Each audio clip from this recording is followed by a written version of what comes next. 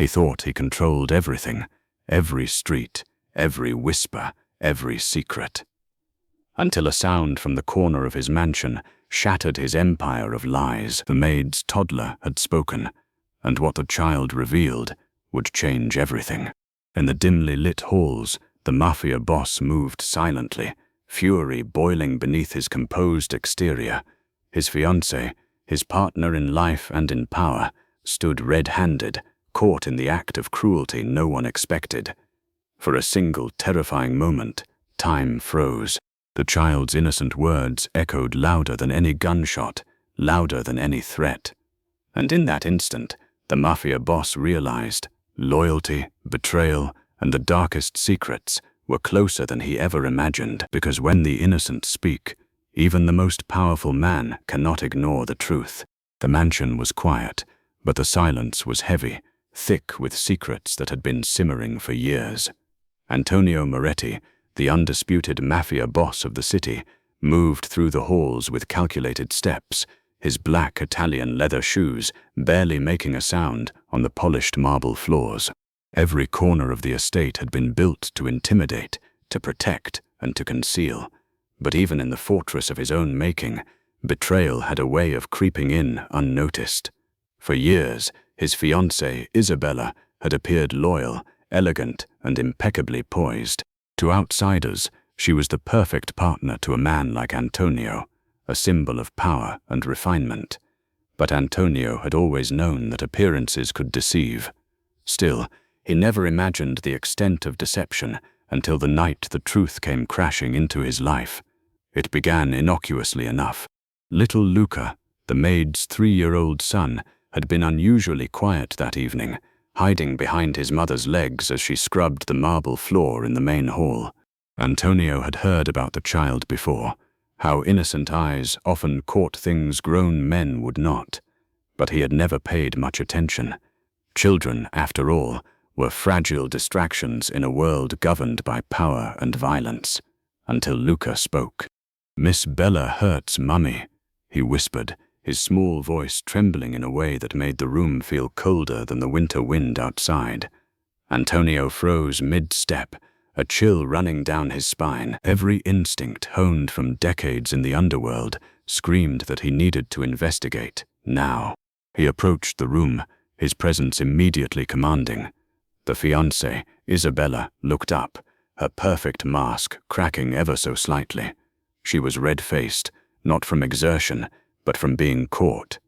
The maid, Maria, tried to shield her child, but her arms were weak, trembling from fear. The apartment, normally spotless, bore the traces of struggle, a tipped-over chair, a few scattered cleaning supplies, and a palpable tension that made the air feel dense and suffocating. Antonio's eyes, dark and piercing, scanned the room. Every detail registered: the clenched fists of Isabella, the protective posture of Maria, the frightened gaze of Luca. Time seemed to stretch, each second heavy with anticipation. In that moment, Antonio realized the depth of betrayal. This was not a simple misstep. This was cruelty executed in secrecy, in the very heart of his home. "Isabella," he said, his voice calm but cold, each syllable weighted with authority. "Explain." Isabella swallowed, attempting to compose herself, though her hands trembled. It wasn't what it looked like," she stammered. Her usual poise faltered under the weight of his gaze. Antonio didn't flinch. He had faced bullets, rival families, betrayals, and yet the scene before him, his own fiancée inflicting harm on those weaker than herself, hit with a precision that no weapon ever could. Luca's small hand clutched his mother's apron as he spoke again, louder this time. "She hurts Mummy. She hurts Mummy every day." The words, raw and innocent, sliced through the air like a knife. Maria's eyes filled with tears, but it was the truth in her child's voice that made Antonio's jaw tighten. In the world he controlled, lies were currency, but innocence could never be bribed or silenced. Antonio stepped forward, closing the distance between them with deliberate grace. His presence alone caused Isabella to shrink, as if the walls themselves had leaned in. "Do you deny this?" he asked. The question wasn't rhetorical. He demanded honesty, and he demanded it now. Isabella's gaze faltered. She began, but Luca's voice cut through again. She hurts me. That was all Antonio needed. His mind, trained to make split-second decisions in life and death scenarios, processed the betrayal instantly. In one fluid motion, he moved between Isabella and Maria, placing himself as a shield to the maid and her child. His towering presence, long legs and broad shoulders clad in tailored black, seemed to absorb the tension in the room. Isabella stepped back involuntarily, realizing for the first time that she had misjudged the man whose loyalty had been a foundation she had taken for granted. Maria whispered through sobs, Thank you, Signor. Antonio raised a hand to silence her, his eyes never leaving Isabella. You will explain everything, he said. Every cruel act, every hidden moment, and you will do it honestly, or the consequences will be final. The air grew thick as Isabella's defenses crumbled. She sank into a chair, her hands pressed to her face, unable to speak. Luca, sensing the tension, crawled closer to Maria, clutching her skirt. The room seemed to shrink, the chandeliers casting shadows that danced across the walls, mirroring the chaos of revelation unfolding before them. Antonio's mind raced. Betrayal was one thing, weakness another, but cruelty, especially directed at the innocent, was intolerable. And in the mafia world, justice was swift, unrelenting, and absolute. Isabella had crossed a line that could never be forgiven. Every act of kindness Antonio had extended to her, every gesture of trust, now hung in the balance. Luca, he said softly, kneeling to meet the child's gaze. You did the right thing. The toddler's eyes, wide and full of fear, reflected relief as he realized the man in black was their protector. Antonio turned his gaze back to Isabella, his expression now a mask of controlled fury. You will make amends, and you will learn that in this house, in my world, there is no excuse for harming the helpless. For hours, Antonio oversaw the reconciliation and ensured the maid and her child were safe. Every detail was methodically arranged. Isabella was removed from situations where she could repeat her cruelty. Maria's trust and safety were restored, and Luca's innocence preserved. The mansion, usually a symbol of opulence and intimidation, had transformed that night into a chamber of reckoning. As the first light of dawn crept through the tall windows, Antonio stood by the door, looking down at Luca. The child's small hand reached out, and for a brief moment, the mafia boss allowed a softness to touch his otherwise cold demeanor. Justice had been served, but more importantly, truth had been recognized. That Sunday marked a turning point. The house would never be the same. Loyalty, innocence, and morality had been tested in the crucible of power, and for the first time, Antonio realized that even a mafia empire must bow to the courage of the smallest voices. The mansion was still, but the tension lingered like smoke. Antonio Moretti, the mafia boss, didn't move immediately after confronting Isabella. Instead, he walked slowly to the window overlooking the city, letting the neon glow reflect off his dark suit and cold expression. He could feel every detail, the trembling of the maid, Maria, the way Luca clutched his mother's skirt, the subtle hesitation in Isabella's posture. Every movement told him everything he needed to know about loyalty, fear, and betrayal. Isabella, Antonio finally said, his voice low and measured, do you understand the consequences of what you've done? She didn't answer. Her silence spoke volumes, guilt, fear, and realization all wrapped together. Antonio's sharp eyes narrowed. He had forgiven many sins in his life, but cruelty, especially toward those weaker than yourself, was something he would never tolerate. Luca's small voice interrupted the silence. She hurt me. She hurt Mummy. The boy's words, innocent and unfiltered, struck harder than any gunshot could. Antonio knelt to Luca's level, his towering figure suddenly protective rather than intimidating. You did the right thing speaking up, he said gently, placing a hand over the boy's. Luca's wide eyes flicked toward him with a mix of awe and relief. In that moment, Antonio realized that even in a world built on fear and control, innocence had a power all its own. He turned back to Isabella, now pacing nervously. "You will account for every action, every secret, every cruelty, every lie, and you will do it truthfully." Her face paled. For once, she could not manipulate her way out. This was not about power or money. It was about morality and accountability. The next few hours were a meticulous orchestration. Antonio demanded Isabella remain within sight, ensuring she could not repeat her transgressions.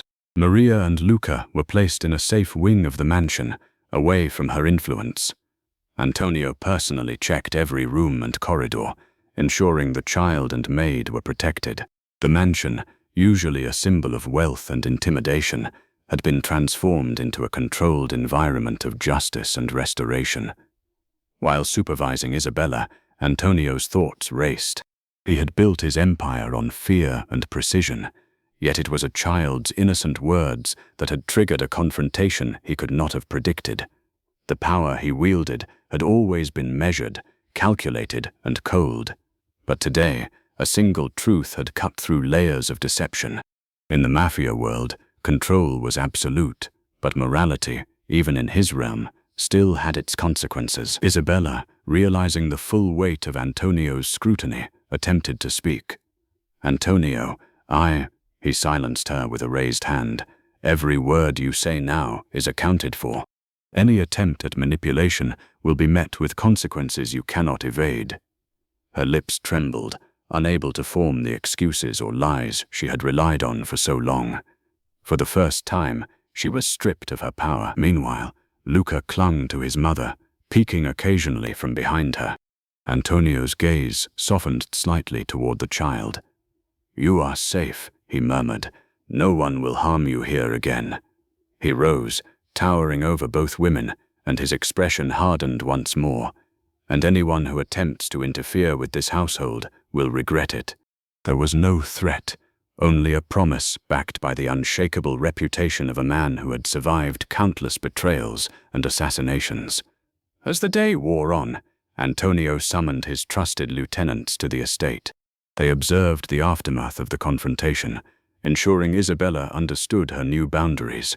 Orders were clear: no contact with Maria or Luca without Antonio's express permission, and every action from this point forward would be closely monitored. The mafia boss had restored order, but this incident had left an indelible mark, one that would resonate throughout his relationships and operations. That evening, Antonio walked through the grand dining hall, the chandeliers casting long shadows across the polished floors. Isabella remained seated, her posture rigid and her face pale. Antonio's gaze swept the room, lingering on every detail, every expression. "You've underestimated me before," he said quietly, "but today the scales have shifted. Let this be a lesson you do not forget." Maria and Luca, now reassured of their safety, watched from the side, their eyes reflecting a mixture of relief and awe. Even in a world dominated by fear, a single voice, the voice of a child, had changed the course of events. Antonio understood now that true power was not just enforcing loyalty, but recognizing the strength of the innocent. The night settled over the mansion, the city lights flickering through the windows. Antonio stood alone in his private study, reflecting on the events of the day. The betrayal had been profound, yet the revelation, prompted by a child's honesty, had reaffirmed the balance of morality within his domain. He poured himself a glass of dark red wine, the liquid catching the dim light, and considered the future. Isabella would be watched, but she would also be given a path to redemption if she proved capable of honesty and restraint. Meanwhile, Luca clutched a small toy car, unaware of the full implications of his words, yet wholly responsible for changing the trajectory of a mafia empire. Maria's hands were trembling less, her confidence slowly returning as she realized the protective force that Antonio embodied was absolute. For the first time in months, there was peace in the household, an uneasy, hard-won peace, but peace nonetheless. Ich hatte niemanden, zu dem ich gehen konnte. Meine Familie lachte über mich, als ich am Boden lag. Jede Tür schien sich vor mir zu schließen. Jeder Blick fühlte sich wie ein Urteil an. Ich dachte, ich hätte alles verloren, meinen Halt, meine Sicherheit, sogar die Liebe, die ich mein ganzes Leben lang für selbstverständlich hielt. Und während ich allein durch diese dunklen Tage ging, ahnte ich nicht, dass mein Leben sich bald auf eine Weise verändern würde, die niemand erwartet hätte. 18 Monate später würde niemand in meiner Familie noch erkennen, wer ich geworden war. Nicht die Frau, die sie kannten. Nicht die Frau, die sie verspottet hatten. Es war ein Wandel, der leise begann, aber alles erschütterte. Und alles begann mit diesen Momenten der Einsamkeit, des Spottes und dem stillen Entschluss, dass ich niemals wieder zurückblicken würde. Ich erinnere mich noch genau an die Tage, bevor alles auseinanderbrach. Damals glaubte ich, dass ich alles im Griff hatte. Nicht perfekt, aber stabil genug, um zu wissen, dass ich mein Leben unter Kontrolle hatte. Ich hatte eine Familie, ein Zuhause, ein Leben, das ich mir über Jahre aufgebaut hatte.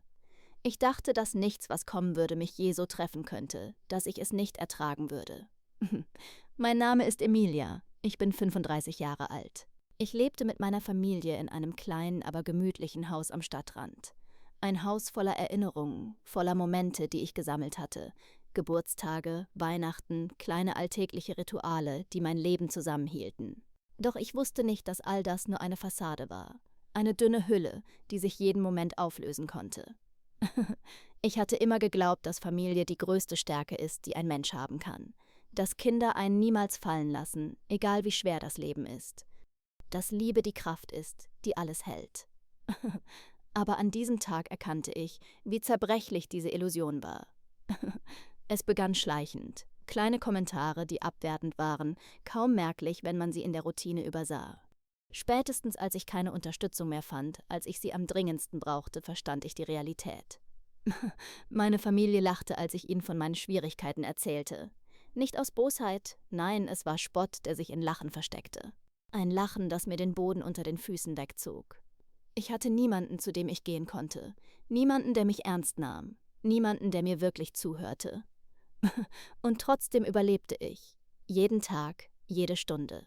Ich hielt meine Tränen zurück, während die Welt um mich herum mich verspottete. Ich lernte, mich selbst zu tragen, mich selbst zu motivieren, mich selbst zu retten, weil niemand sonst es tun würde. Die ersten Wochen waren ein Nebel. Ich erinnerte mich kaum an die Details. Ich erinnere mich nur an die Einsamkeit, an das Gefühl, dass die Wände mich einschlossen, dass die Türen meines Hauses plötzlich zu klein wurden für die Last, die ich trug. Jede Mahlzeit schmeckte fade, jeder Morgen war eine Herausforderung. Ich begann, die kleinen Dinge zu schätzen, die mir blieben. Einen Sonnenstrahl, der durch das Fenster fiel, den Duft von frischem Kaffee am Morgen, das leise Summen der Vögel draußen. Ich nahm mir vor, jeden Moment zu leben, egal wie klein oder unbedeutend er erschien. Doch selbst in dieser Einsamkeit kam die Familie immer wieder in meine Gedanken. Ich fragte mich, warum sie mich so behandelt hatten, warum sie gelacht hatten, statt zu helfen, warum die Menschen, die mich am meisten lieben sollten, mir am meisten Schmerz zufügten. Ich begann zu schreiben. Tagebuch, Briefe, Notizen. Alles, was mir half, meine Gedanken zu ordnen. Ich schrieb über meine Gefühle, über die Ungerechtigkeit, über die Wut, die sich langsam in mir aufbaute. Und ich begann zu planen. Nicht aus Rache, sondern aus Überleben, aus Selbstschutz. Jeden Tag arbeitete ich daran, mich selbst stärker zu machen. Ich begann, mich um meine Gesundheit zu kümmern. Ich aß bewusster, ging spazieren, bewegte mich. Ich lernte, dass Selbstliebe nicht egoistisch ist, dass man sich selbst retten muss, bevor man anderen helfen kann. Die Monate vergingen. Ich lernte, mich wieder zu freuen, kleine Momente zu genießen, einen Sonnenuntergang zu beobachten, ein Buch zu lesen, Musik zu hören, die mein Herz beruhigte. Ich erkannte, dass mein Leben nicht von der Zustimmung anderer abhing, dass meine Familie mir nicht meinen Wert gab, dass ich meinen eigenen Wert bestimmen konnte. Und dann, nach fast einem Jahr, begann sich alles zu verändern. Langsam, leise, unmerklich. Ich traf neue Menschen, die mir halfen, mein Selbstvertrauen wieder aufzubauen. Ich begann zu arbeiten, neue Projekte, die mich erfüllten. Ich begann zu lachen, ehrlich zu lachen, ohne dass es ein Spott war. Die Welt begann sich wieder für mich zu öffnen. Neue Möglichkeiten, neue Chancen, neue Wege. Ich erkannte, dass die Vergangenheit nicht bestimmen konnte, wer ich heute bin.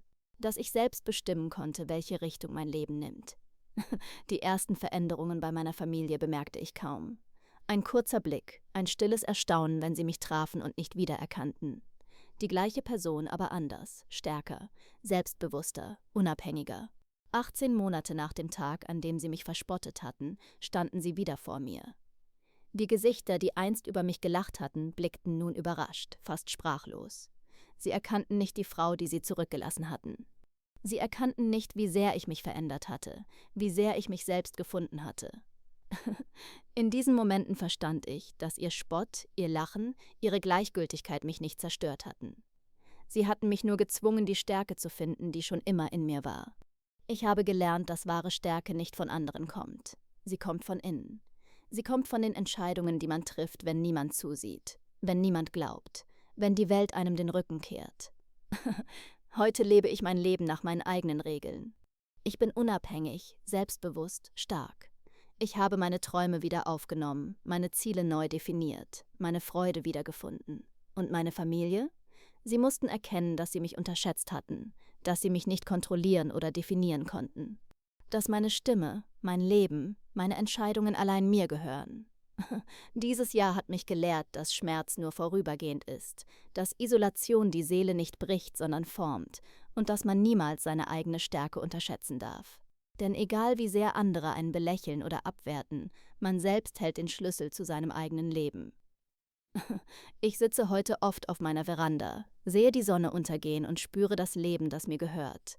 Ich erinnere mich an die Dunkelheit, die ich durchlebte und lächle. Nicht aus Freude über das Leid, sondern aus Stolz, dass ich es überlebt habe. Dass ich stärker geworden bin, dass ich mich selbst gefunden habe. Und wenn meine Familie mich heute ansieht, sehe ich die Überraschung in ihren Augen. Sie erkennen die Frau nicht, die sie kannten. Sie erkennen mich nicht wieder. Aber das spielt keine Rolle, denn ich erkenne mich. Und das ist alles, was zählt. Die Wochen nach meinem Zusammenbruch fühlten sich an wie ein schmaler Grat zwischen Hoffnung und Verzweiflung. Ich hatte geglaubt, dass die Zeit meine Wunden heilen würde, dass die Menschen, die mich geliebt hatten, zurückkehren würden, sobald sie sahen, wie verwundbar ich war. Aber das Leben lehrte mich, dass Menschen oft nicht das sehen, was wir glauben, dass sie sehen sollten. Jeden Tag wachte ich auf und spürte diese Leere, die sich tief in mein Herz gegraben hatte. Es war ein Gefühl, das Worte nicht vollständig beschreiben konnten, die stille Abwesenheit von denen, die einst mein Rückhalt waren. Die, von denen ich geglaubt hatte, sie würden mich nie im Stich lassen. Meine Familie, meine Kinder. Ich erinnere mich an die ersten Momente, in denen die Realität mich wie ein kalter Wind traf. Sie lachten über meine Not. Ihre Augen funkelten nicht vor Besorgnis, sondern vor Gleichgültigkeit. Es war nicht bösartig, zumindest nicht auf den ersten Blick. Aber die Wirkung war zerstörerisch. Ich fühlte mich klein, unbedeutend, wie ein Schatten dessen, was ich einst gewesen war. In der ersten Woche isolierte ich mich. Ich vermied Telefonate, ich vermied Besuche.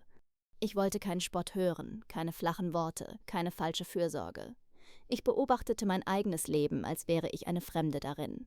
Jeder Schritt, jede Bewegung, jeder Atemzug schien mir plötzlich bedeutungslos. Ich begann, alles zu hinterfragen, meine Entscheidungen, meine Vergangenheit, die Menschen, denen ich vertraut hatte. Aber in der Einsamkeit lernte ich auch, mich selbst zu sehen. Nicht das Bild, das meine Familie von mir hatte, nicht die Frau, die sie in ihren Köpfen hielten, sondern die Frau, die tatsächlich war. Schwach und verletzlich, ja, aber auch stark, entschlossen, überlebensfähig. Die nächsten Monate verbrachte ich damit, meine Routine wieder aufzubauen. Ich stellte meinen Tagesablauf neu zusammen. Ich begann, auf meinen Körper zu achten, meine Gedanken zu ordnen und mich mental auf alles vorzubereiten, was noch kommen könnte. Ich lernte, dass Selbstliebe kein Luxus, sondern eine Notwendigkeit war. Wenn ich mir selbst nicht vertraute, wer dann? Langsam kehrte die Welt zurück in mein Leben. Nicht die Welt meiner Familie, sondern die echte, greifbare Welt, die unabhängig von ihnen existierte. Ich begann zu arbeiten, mich auf Projekte zu konzentrieren, die mir Freude brachten. Ich entdeckte Talente und Fähigkeiten in mir, die ich lange vergessen hatte. Ich lernte, allein Entscheidungen zu treffen, ohne auf das Urteil anderer zu warten. Und dann, an einem dieser kühlen Herbsttage, begannen die ersten Veränderungen in meiner Familie sichtbar zu werden. Sie bemerkten mich, sie sahen mich anders an. Es war kein Spott mehr in ihren Augen. Es war Überraschung, Skepsis, vielleicht sogar ein Funken Angst. Ich traf meine Kinder in einem Café. Das Treffen war beiläufig, so wie sie es immer wollten. Aber ich spürte die Spannung in der Luft. Holden saß zuerst da, seine Schultern leicht angespannt, seine Augen aufmerksam. Tessa neben ihm, die Hände gefaltet, die Lippen zu einem schmalen Lächeln geformt.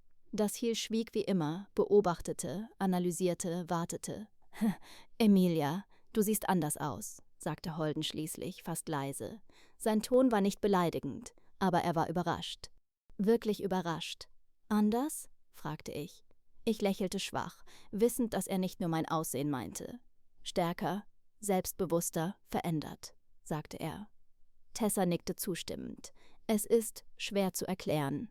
Du wirkst wie jemand, der die Kontrolle über alles hat, was passiert.« Ich lächelte innerlich. Genau das war es, was ich wollte. Die Kontrolle über mein eigenes Leben zurückzugewinnen. Nicht über sie, nicht über die Vergangenheit, über mich selbst. In den Wochen danach begann sich die Dynamik zwischen uns zu verschieben. Sie waren vorsichtiger in ihrer Art. Die Unterstellungen, die kleinen Spitzen, die subtilen Vorwürfe, sie traten zurück. An ihre Stelle trat Respekt. Vielleicht nicht vollständig, aber genug, um die Luft zwischen uns zu verändern. Ich erinnere mich an einen Abend, als wir zusammen am Küchentisch saßen. Ich hatte das Abendessen vorbereitet, eines meiner Lieblingsrezepte. Die Atmosphäre war anders als früher. Kein Spott, keine Gleichgültigkeit, nur Schweigen, das die Bedeutung von Worten überflüssig machte. »Emilia, wir haben uns geirrt«, sagte Holden schließlich. »Wir haben nicht gesehen, wie stark du wirklich bist.« Ich nickte, ohne ein Wort zu sagen. Worte waren überflüssig. Ich hatte gesehen, wie sie mich unterschätzt hatten, und ich hatte gelernt, dass ihr Urteil über mich niemals wichtig war. Die Monate vergingen, und mein Leben nahm eine neue Richtung. Ich konzentrierte mich auf meine Arbeit, meine Freunde, meine eigenen Projekte. Ich erkannte, dass meine Familie nicht der Maßstab meines Wertes war. Ich war nicht länger gefangen in ihren Erwartungen, in ihrem Urteil, in ihrer Gleichgültigkeit. Und dann, nach 18 Monaten, standen sie wieder vor mir, meine Familie. Die gleichen Gesichter, die mich einst verspottet hatten. Aber diesmal sahen sie mich an und erkannten mich nicht wieder. Nicht die Frau, die sie kannten, nicht die Frau, die sie zurückgelassen hatten,